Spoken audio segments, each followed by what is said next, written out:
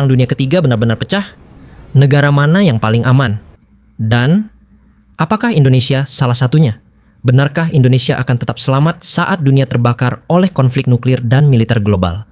Selamat datang di Teras, kata tempatnya kamu mencari jawaban dari isu-isu global dengan analisa yang tajam dan berbasis fakta. Hari ini kita akan kupas tuntas. Apakah Indonesia benar-benar aman jika terjadi Perang Dunia Ketiga? Perang Dunia Ketiga bukan sekadar imajinasi film Hollywood. Istilah ini merujuk pada kemungkinan konflik berskala global, melibatkan negara-negara besar dengan senjata super canggih, termasuk nuklir, cyber warfare, dan drone AI. Dengan ketegangan antara Amerika Serikat versus Rusia dan China, ditambah konflik Timur Tengah yang memanas, banyak ahli militer memperingatkan, Perang Dunia Ketiga bukan soal apakah, tapi soal kapan. Secara geopolitik, Indonesia tidak punya musuh besar. Kita bukan bagian dari NATO, bukan sekutu militer utama Selatan Lance, juga bukan aliansi dekat Rusia atau China. Ini membuat posisi kita relatif netral, atau dalam istilah militer, negara tidak berpihak. Artinya apa? Dalam perang global, Indonesia bukan target utama serangan militer baik konvensional maupun nuklir. Negara seperti Amerika, Rusia, Jerman, Jepang, Korea Selatan, dan China jauh lebih mungkin menjadi sasaran. Coba lihat posisi Indonesia di peta dunia. Saat konflik besar terjadi di belahan dunia lain, Indonesia berada jauh dari pusat konflik, Eropa Timur, Laut Cina Selatan, dan Teluk Persia. Bahkan dalam skenario ekstrim misalnya 1000 Selea-S versus China, pecah perang besar Indonesia tetap berada di pinggiran konflik, bukan pusatnya. Inilah alasan banyak lembaga internasional termasuk Global Peace Index dan Strategic Risk Consultancy menyebut Indonesia sebagai salah satu tempat paling mungkin untuk bertahan hidup jika perang global meledak.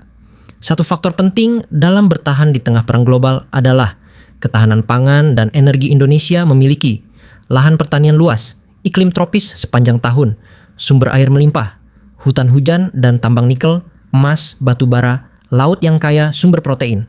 Dalam kondisi blokade internasional, negara seperti Jepang dan Singapura bisa kelaparan.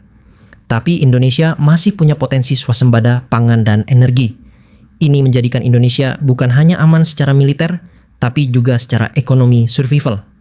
Tapi jangan cepat lega dulu, Indonesia memang bukan target utama, tapi bukan berarti bebas risiko.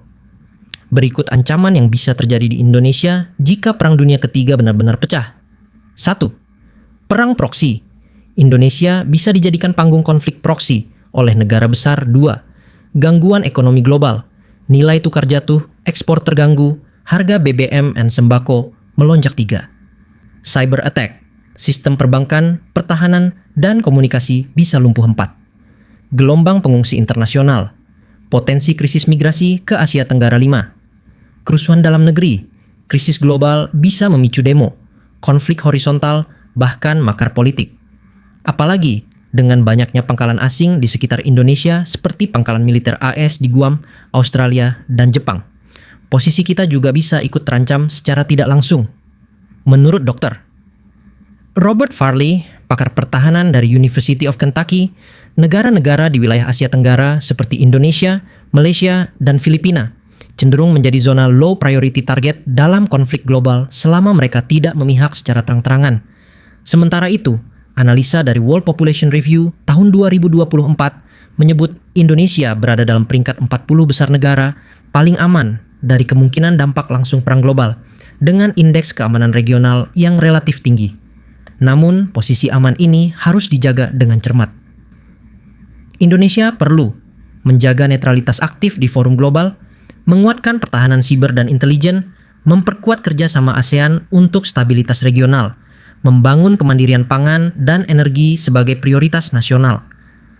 Satu kesalahan diplomatik, misalnya terlalu condong ke blok AS atau China, bisa membuat Indonesia ditarik masuk ke dalam konflik besar. Lalu, sebagai warga sipil, apa yang bisa kita lakukan? Tingkatkan literasi geopolitik dan pertahanan sipil.